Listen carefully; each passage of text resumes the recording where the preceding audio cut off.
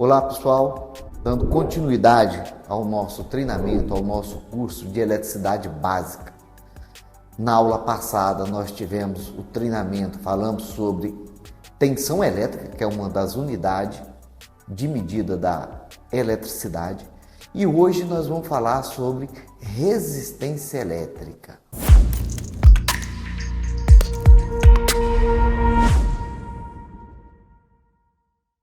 Bom, pessoal, o que é resistência elétrica? Então eu vou estar escrevendo aqui algumas coisas, vou colocar aqui, vocês vão me acompanhando. Bom, em primeiro lugar, resistência elétrica é a dificuldade que a eletricidade tem de sair de um ponto para o outro. O que a gente tem que entender é que, no caso da eletricidade, vamos pegar a bateria, que é o veículo que nós estamos estudando, a tensão elétrica, ou seja, a corrente elétrica, ela circula do polo negativo para o polo positivo. Pronto. Nesse ponto, nesse caminho dela, eu vou ter uma certa dificuldade. Então, a gente vai estar medindo essa resistência. Eu vou comparar isso com a água, tá? Vou pegar uma água, uma caixa d'água. Vou ter ali, o cano com um certo diâmetro desse cano. Quando esse diâmetro desse cano é muito fino, para mim fazer essa água circular, eu vou precisar de pressão. A consequência disso é que eu vou reduzir a quantidade de água que vai passar por aqui. Então, quanto menor esse diâmetro, menor é a quantidade de água que está circulando. E para isso, maior tem que ser a pressão. Se esse diâmetro ele vai aumentando, ou seja, eu vou aumentando o diâmetro desse cano, eu vou conseguir passar mais água, vou precisar de menos pressão. Então, de um lado eu vou ter mais água e menos pressão para fazer essa água circular. E eu uso, por exemplo, a gente vai aprender lá na frente sobre interruptores, No caso da água, eu vou usar a torneira. Quanto mais eu fecho, menos água vai caindo. Então, de uma forma ou de outra, eu estou aumentando ali a resistência à água passar. Vamos agora voltar aqui para a eletricidade, que é o nosso estudo, E falando aí da resistência elétrica. Vou pegar agora o fio. Então, vamos lembrar do que eu falei do cano lá do diâmetro, é a mesma coisa. Quanto mais fino for esse fio, menor é a quantidade de eletricidade que vai passar por ele. Isso já é uma resistência elétrica. Quanto maior for esse fio, também, quanto maior, menor é a eletricidade que vai passar, menor é a corrente elétrica. Por quê? Se eu tenho, por exemplo, um fio muito grande, muito comprido, o que eu tenho que ter na bateria? Muita tensão para empurrar os elétrons para circular aqui dentro. Outra coisa que influencia, além do diâmetro, do comprimento, é a temperatura.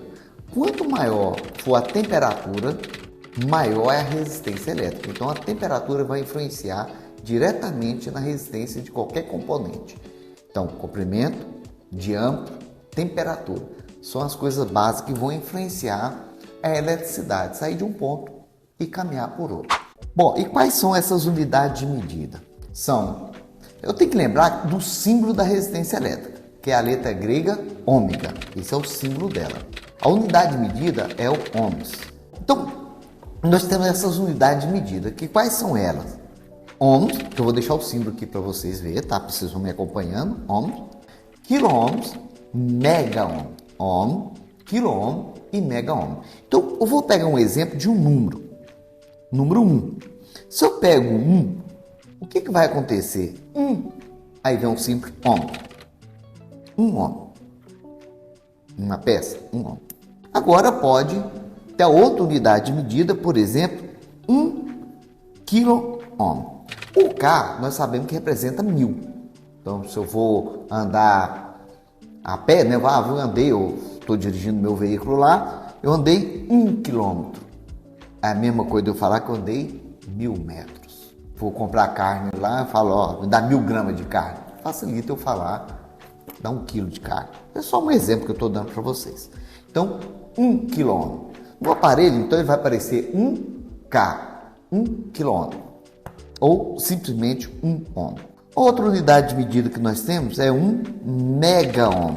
Essas unidades de medida nós usamos muito na eletricidade, né? Para definir o tamanho, a pressão que se tem na eletricidade, na rede elétrica. Bom, um megaohm.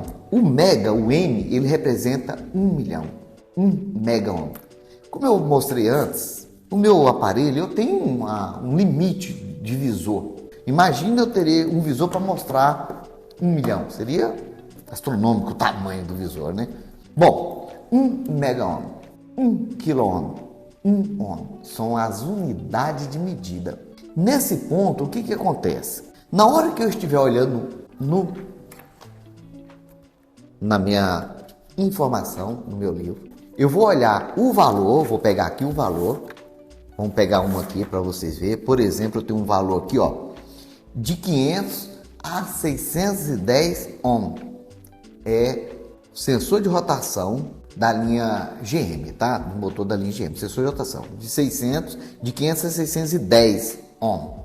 Eu tenho uma outra aqui, ó, que é o secundário da bobina de ignição desse mesmo veículo, 4.2 a 5.2 kΩ, tá me mostrando aqui. Então, se é de 4.2 a 5.2 kΩ, o que ele quer me dizer? De 4.200 a 5.200 ohm de resistência. Nesse ponto, quando eu estou olhando no livro, eu vou ter que olhar o número e a unidade de medida. Quando eu estiver medindo, que eu for olhar aqui, não posso esquecer, não é só um número, eu tenho que olhar a unidade de medida que esse número se encontra. São pontos importantes na hora que eu estiver medindo. Quando eu pego um multímetro, né, em que ele é aqueles analógico, ou seja, que eu tenho que escolher aqui a unidade de medida deles, é mais complicado, porque esse que eu tenho aqui são automáticos. Eu vou colocar e vou medir, ele vai me apresentar o valor e a unidade de medida. Pego a tabela e vou comparar. Quando eu tenho aquele multímetro que eu tenho escala aqui, que eu vou escolher escala, primeiro ponto, eu pego a tabela. Segundo, vou configurar meu aparelho naquela escala, ou seja, eu vou ver qual o valor que vai aproximar do valor pedido, para depois eu medir. Por isso que o ideal sempre, na hora de adquirir um multímetro, é comprar um automático. Ele se torna mais fácil para a gente trabalhar com ele. Bom, agora eu vou mostrar para vocês aqui no aparelho como que eu vou visualizar essas unidades de medida. Então eu vou mostrar aqui para vocês. Então se aproxime. Então vamos lá. Eu estou com o meu aparelho aqui, liguei ele, né? Como esse aparelho a gente já liga ele automático. Estou no símbolo da resistência elétrica. Olha só, minha chave seletora ligada no símbolo da resistência elétrica. É um aparelho automático, então eu já liguei, já está pronto para uso, como o outro que eu tenho do mesmo jeito. E se eu for observar na tela, o que está aqui, ó, mega ohm, tá bem aqui. Eu vou observar agora que eu caí para quem? Para quiloohm, casa de 1000, né?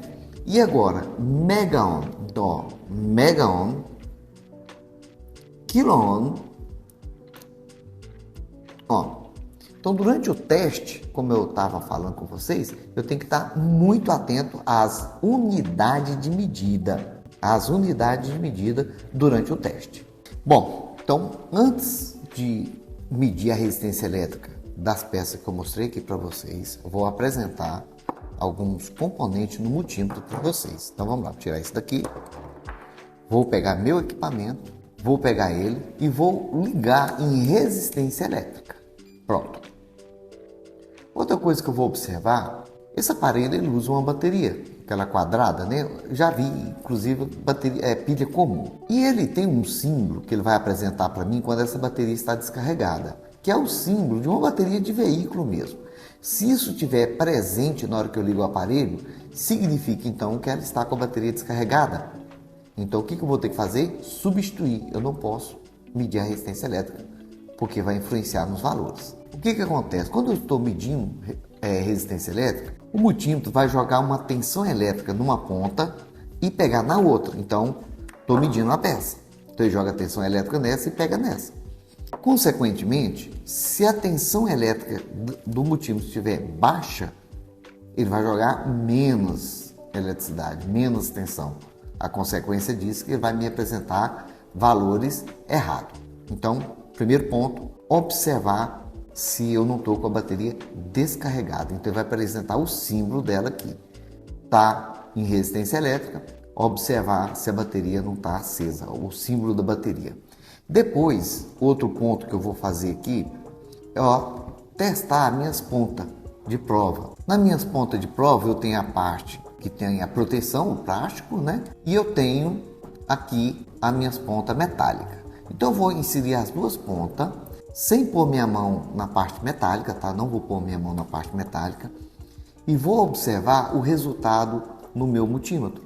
Ele tem que dar abaixo de 0,4 ohms de resistência. Se ele estiver acima disso aí, às vezes vai até 1 ohms de resistência, o que eu tenho que fazer? Eu preciso identificar se meu defeito é nas pontas ou se é no meu aparelho. Como que eu faço isso para identificar? Primeiro, vou tirar uma parte, ou seja, um dos cabos, e inserir aqui a outra ponta e vejo se o valor cai. Se caiu, então eu estou com defeito nessa ponta. A mesma coisa eu vou fazer nessa ponta de prova, né? Nesse ponto aqui, vou tirar e fazer o mesmo teste. E ver se cai. Se não caiu, estou com defeito no meu equipamento. Se caiu, os valores caiu para dentro do esperado, então eu estou com meu defeito nas pontas que tem que ser substituído. Outro detalhe importante, durante o teste, eu não coloco a mão na parte metálica. Eu vou influenciar no resultado, tá? Ele vai marcar a resistência do meu corpo. Então eu não coloco. Sempre vou pegar somente nessa parte que é protegida do plástico. Sempre vou pegar aqui. E aí simplesmente pego a tabela de valores, pego a peça que eu quero testar e vou testar. Detalhe importante, toda vez que eu for medir resistência elétrica, a peça não pode estar energizada, tá? Então eu vou pegar aqui para me medir. Então não pode estar energizada. Por exemplo, eu vou medir a resistência elétrica, vou pegar um exemplo da Redcam. Vou fazer lá pelo conector de diagnóstico, lá no pino 6 e 14. Vou lá medir. Então, para mim medir a resistência elétrica lá, o que vai acontecer? Eu tenho que desligar a bateria, porque a Redcam ela não para, nela está constantemente tendo energia. Em muitos veículos hoje, muitos mesmo, o carro não dorme, ou seja, a Redcam ela não pode simplesmente parar de funcionar. Então, para mim testar a resistência, tem que estar sem energia. Para isso eu tenho que desligar a bateria. Por isso que quando eu vou testar algum componente e eu tiro ele do lugar, se está lá no lugar, tem que tirar o chicote dele, né? Ou seja, o chicote dele. Vou testar na peça. Se não está na minha mão, é muito simples. Sempre levar em consideração. Por exemplo, aqui, vamos ver aqui. Eu não sei se vocês vão conseguir enxergar os valores. Pego a tabela para mim saber, nunca esquece. A não ser que eu tenha na minha mente todos os valores, que é praticamente impossível. Olha, eu vou medir e eu pego esse valor, né? Eu pego esse valor e confiro com a minha tabela. Depois, olha só, isso aqui é uma parte metálica. Eu tenho que ver se eu não estou com meu enrolamento em curto com a massa. Então eu coloco aqui, E os valores têm que ser infinitos, ou seja, vai ficar simplesmente, nesse caso desse aparelho, desse OL aí, né? Nesse caso, o que eu faço? Tem que estar nesse ponto. Testo uma parte, testo a outra. Ok. Então aqui estaria ok, né? Ok o quê? A parte elétrica e não a parte mecânica. Eu não posso esquecer nunca que isso aqui eu estou medindo a parte elétrica e eu tenho a parte mecânica desse conjunto. A mesma coisa uma válvula M própria. A gente medir a resistência elétrica é muito simples. Mas se eu tenho o meu aparelho, ter o livro me dizendo, né, qual valor é encontrar, eu preciso dessa informação, qual valor ser encontrado, depois vem cá e medir. Simples, simples, simples.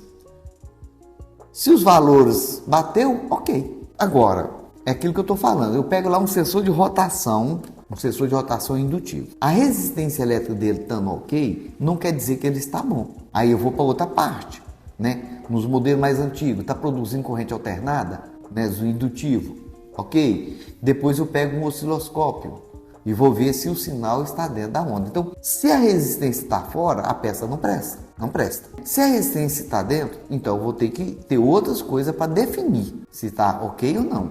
Agora eu falei da rede CAN. A resistência é um ponto. Depois vem a tensão elétrica. Depois vem um osciloscópio. Então são uma série de componentes que eu vou usando para definir se a peça presta ou não. Perfeito. Então tudo que eu vou testar tem que ser nesse ponto. Por exemplo, aqui eu tenho uma sonda lambda. Na sonda lambda eu tenho aqui 4 fios desse modelo aqui, né? 2 brancos, um cinza e um preto. Para mim medir, a única coisa que eu vou medir aqui é a resistência elétrica dos 2 fios brancos, só isso. Pego uma tabela, né? Pego o meu aparelho e vou medir aqui. Então, externamente na minha mão, a única coisa que eu consigo testar nessa sonda lambda é a resistência elétrica dos 2 brancos. Por quê?